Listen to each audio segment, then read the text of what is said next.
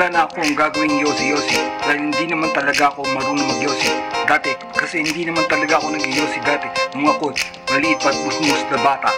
Hindi naman talaga ako totoy dati, pero ganun, bawal talaga dahil bata pa ako. Hindi naman talaga ako gago-gago lang. Wala akong gagawin ganun kasama ang mga barkada. Wala talaga akong gagawin mga kalukuhan na gagawin ganun dahil kami mga binata na hindi naman talaga totoy at walang gagawin yosi-yosi. Pero nasubukan din namin nung kami ang mga grade 2. Ngayon, ganun, wala na akong gagawin ganun. Wala na akong gagawin yosi-yosi ngayon magpakailanman. Dahil ganun, parehas na ako tulad ng dati. Ako'y nagmamakaanghel at wala nang kasalanan. Hindi talaga ako gagawa ng mga kalukuhan dahil ako ay nandito para maging okay. Masyado kang OG, diba panalo ka na, pero hindi na ako OG para na lang patawa. Diba trabaho na lang ay bilang anghel. Wala na lang gagawin kundi gawin ang anghel. Dito ako hindi magsasabi ng mga hindi katotohanan dahil ako hindi nag-yosi. Sa totoo nga, ngayon habang ginagawa to, ako'y meron ganito sa aking labi. Meron akong patch sa labi, ngayon mahirap kumanta dahil dumudula siya at wala akong gagawin kalukuhan na hindi tanggalin dahil masyadong malabo kung gagawin pa. Mahirap kumanta at magsalita ng ganito, pero masarap gawin to pag ako'y nasa kotse, pag kami bumabiyay papunta sa malayo, ako'y kailangan ganito dahil mahirap mo walang yosi. Ngayon, dito sa kwarto, ganun wala din yosi kasi mahirap nang bumili ng yosi kung saan saan. Ngayon, hindi na ako nag-yosi pero patigil na talaga ako. Wala na akong gagawin kundi mag-spray sa kwarto. Mag-spray sa kwarto tuwing nakabukas ang aircon, pero pag walang aircon, naghahanap ako ng yosi. Pero wala talagang mabiling yosi na matino dahil ang pinakamatinong yosi ay hindi ko mabili dahil masyado siyang malayo. Masyado siyang scarce. Ang scarcity ng yosi ay talagang tinitira. Kaya wala tayong panalo kung hindi tayo magmamatino.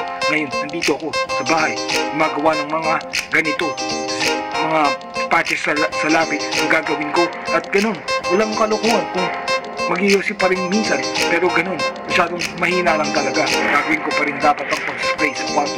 Dahil ganun, mahirap talaga ng walang yosi. Kinalabanan to ng mga spray sa ating mga katawan. Masyado kang OG, di ba panalo ka na? Ganun din na ako OG, para na lang patawa. Diba trabaho na lang ay bilang anghel?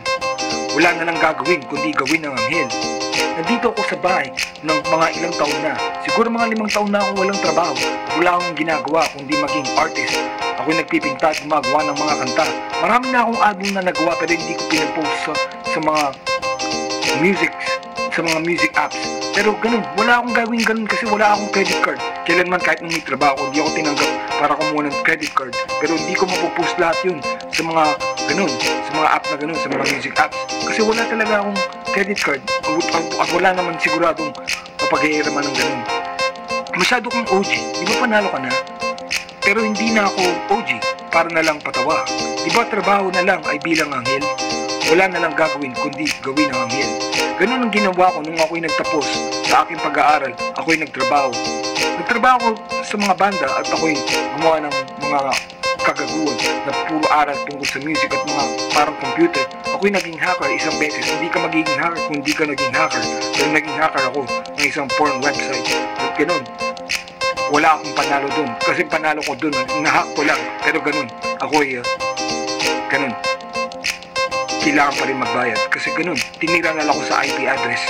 At ganun, kinaltasan nila ako ng mga ganun, ibang libong piso para lang mabayaran ng aking telepono. Sa telepono ko tinira dahil hinanap ang IP address ko ng website na yun.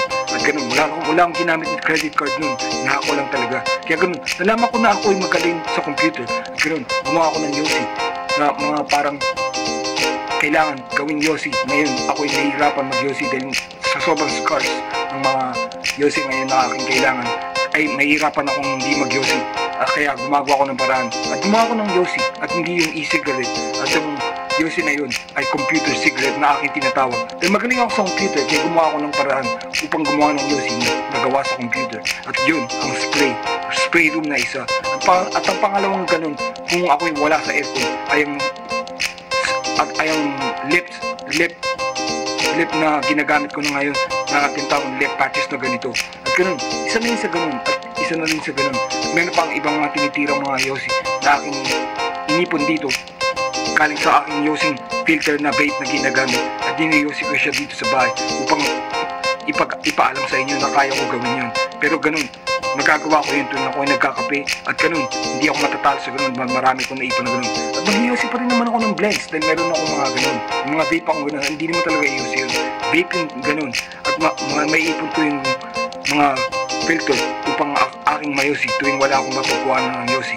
Ganun, makikiyosi ako kung kani-kanino kapag may party, may makikihingi ng paunti-unti lamang upang ganun. Hindi naman ako sumasali sa mga party talaga, talagang konting social drinker lang at natutulog na lang din ulit ako. At ganun, wala akong gagawin lasing-lasing palagi. Mas okay talaga palagi sa akin uminom ng mag-isa dito sa kwarto tuwing araw-araw lang kahit hindi party. Masyado kang OG, di ba panalo ka na? Pero hindi na ako OG para na lang patawa. Di ba trabaho na lang ay bilang anghel? Wala na lang gagawin kundi gawin anghel. Wala akong gagawin mali kasi gagawin ko ay anghel. Wala akong gagawin kundi magbasa at magdasal at matulog at kumain ng tama at ganun mag-exercise, magbabike, mag-exercise, mag-jogging, mag-running, kung ano-anong trip, mag-swimming. Ganun, wala akong gagawin kalokohan. Mas okay kung wala akong gagawin kasalanan. Dahil ang pinakakasalanan ko lang talaga ay ganun, wala naman talaga. Ganun, wala akong gagawin kasalanan, ayoko magpakorap sa mundo. At yun ang dahilan kung bakit ayoko magtrabaho sa labas. Ayoko magpakorap sa mundo. Sa aking experience, mga 20 taon na ako nagtatrabaho, napansin ko na kinukurap ako sa mga ganung klaseng trabaho. Kinukurap ang oras ko at nagtatalo ko sa lahat ng oras, sa lahat ng aking gagawin, sa lahat ng aking mga binibili. Nagtatalo ko dahil ginagamit na ako ng mundo upang matalo lang. Ngayon, tinatawag ko yun, kurap sa mundo. Makukurap ako sa mundo dahil masama ang mundo. Hinahawakan ng mga satanista o kaya ng mga demonyo ang buong mundo at pinapatakbo yan ng mga demonyo at hindi talaga ng Diyos ang nagpapatakbo dyan. Ngunit kung ikaw hindi magpapakorap sa mundo, gaya ng ginagawa ko ngayon dito lang sa bahay at dito sa kwarto, walang gagawin trabaho sa labas. Ang pinakatrabaho ko na maging artist, yun lang ang pwede at gagawin ko lahat dito yan sa bahay upang mag-aral-aral ng mga computer, mag-aral-aral ng mga art, mag-aral-aral ng mga fashion. Pag-aaralan ko lahat ng sarili at mag-aral ako ng Biblia at wala akong gagawin mga kalokohan kundi mag-aral ng mag-aral at matutubos ko lahat ng mga aking mga kalokohan na ganun gagawin sa akin upang matalinuhan ako sa lahat ng mga gagawin upang sa lahat ng aking mga pagdasal, pagbabasal, uunahin lahat ng Diyos sa aking pang-araw-araw kabuhayan. Ganun, hindi ako matatalo kasi ganun, lahat yun may biyaya at ganun, lahat yun ay paglilingkod para sa aking mga kabutihan na hindi magpapatalo at hindi ako magiging sarado. Masyado kang OG, di ba panalo ka na? Pero hindi na ako OG para na lang patawa. Di ba trabaho na lang ay bilang anghel? Wala na lang gagawin kundi gawin ng anghel. Ganun lang ang masasabi ko ngayon. Ngunit wala talagang ibang mensahe dito kundi ganun. Wala talagang mensahe kundi wala nang gagawin mali. At ganun, ako si Chrysler na walang gagawin kundi mag-rap at marami akong gagawin. Ngunit minsan hindi ako gagawa ng mga kalokohan na wala talagang gagawin kalokohan. Kaya gagawin ko talagang ng MP3 lahat ng mga ginagawa kong mga ganito lang na hologram na ginagawa kong rap at mga reggae, mga ganun. Gagawin ko lahat yun, yung mga hash brown, mga ganun. Gagawin ko lahat yun. At balang araw, ipagkakataon din ako may share lahat to sa aking mga music apps. At okay lang naman sa akin kahit di ko ma-share. Kasi lalagay ko siya sa aking media player at maipon ng maipon. Marami na akong album nang nagawa na ganun. At ganun, di ko naman talaga nagugustuhan pag ginagawa ko ng MP3. Pero gagawin ko kung wala akong magawa. Dahil may hilip yung computer, kaya gagawin ko lang. Kaya ganun, Chrysler to, pakinggan yung aking rap. Wala talagang mensahe dito, kundi gusto ko lang talaga mag-rap. Gusto ko lang gumawa ng ganito. Wala akong gagawin mga kalokohan upang malaman yung mabuti. Pag pinapakinggan ko lahat to, nagugustuhan ko din. Parang okay na okay ang aking mga rap. At ganun, wala na akong masasabi kundi ganun. Okay sana yung mga ginagawa ko. At ganun, okay sana yung ginawa kong ganito ngayon. Dahil ganun, nawawala ako sa focus. Wala talaga ako sa focus nung ginagawa ko to ngayon.